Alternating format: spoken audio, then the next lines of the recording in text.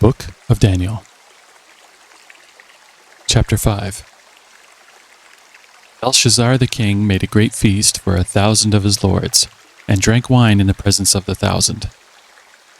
While he tasted the wine, Belshazzar gave the command to bring the gold and silver vessels which his father Nebuchadnezzar had taken from the temple which had been in Jerusalem, that the king and his lords, his wives, and his concubines might drink from them.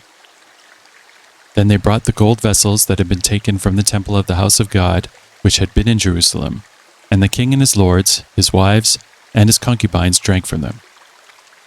They drank wine and praised the gods of gold and silver, bronze and iron, wood and stone. In the same hour the fingers of a man's hand appeared and wrote opposite the lampstand on the plaster of the wall of the king's palace, and the king saw the part of the hand that wrote. Then the king's countenance changed, and his thoughts troubled him, so that the joints of his hips were loosened, and his knees knocked against each other. The king cried aloud to bring in the astrologers, the Chaldeans, and the soothsayers. The king spoke, saying to the wise men of Babylon, "Whoever reads this writing and tells me its interpretation shall be clothed with purple and have a chain of gold around his neck, and he shall be the third ruler in the kingdom." Now all the king's wise men came, but they could not read the writing or make known to the king its interpretation. Then King Belshazzar was greatly troubled. His countenance was changed, and his lords were astonished. The queen, because of the words of the king and his lords, came to the banquet hall. The queen spoke, saying, "O king, live forever. Do not let your thoughts trouble you, nor let your countenance change. There is a man in your kingdom in whom is the spirit of the holy God. And in the days of your father, light and understanding and wisdom, like the wisdom of the gods, were found in him. And King Nebuchadnezzar, your father the king, made him chief of the magicians, astrologers, Chaldeans, and soothsayers, inasmuch as an excellent spirit, knowledge, understanding, interpreting dreams, solving riddles, and explaining enigmas were found in this Daniel, whom the king named Belteshazzar. Now let Daniel be called, and he will give the interpretation." Then Daniel was brought in before the king. The king spoke and said to Daniel, "Are you that Daniel who is one of the captives from Judah, whom my father the king brought from Judah?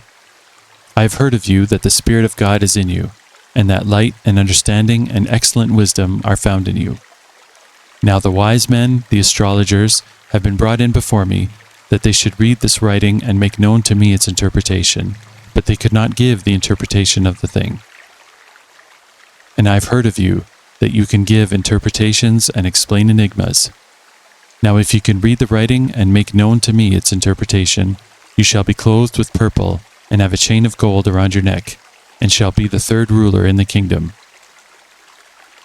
Then Daniel answered and said before the king, "Let your gifts be for yourself, and give your rewards to another. Yet I will read the writing to the king, and make known to him the interpretation.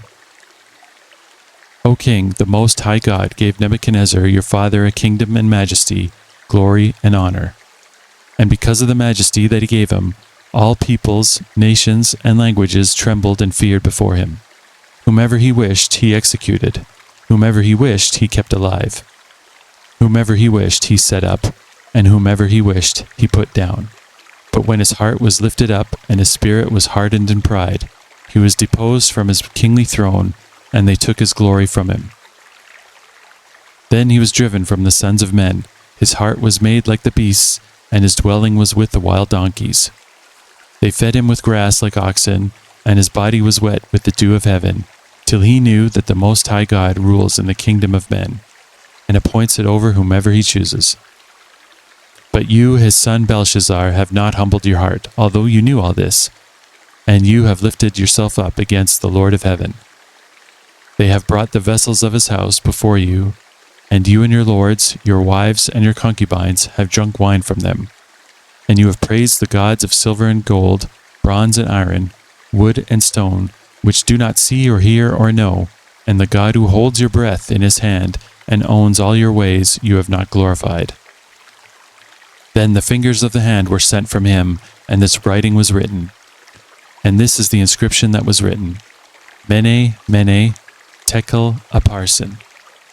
This is the interpretation of each word. Mene, God has numbered your kingdom and finished it. Tekel, you have been weighed in the balances and found wanting. Perez, your kingdom has been divided and given to the Medes and Persians. Then Belshazzar gave the command, and they clothed Daniel with purple, and put a chain of gold around his neck, and made a proclamation concerning him that he should be the third ruler in the kingdom. That very night Belshazzar, king of the Chaldeans, was slain, and Darius the Mede received the kingdom, being about 62 years old.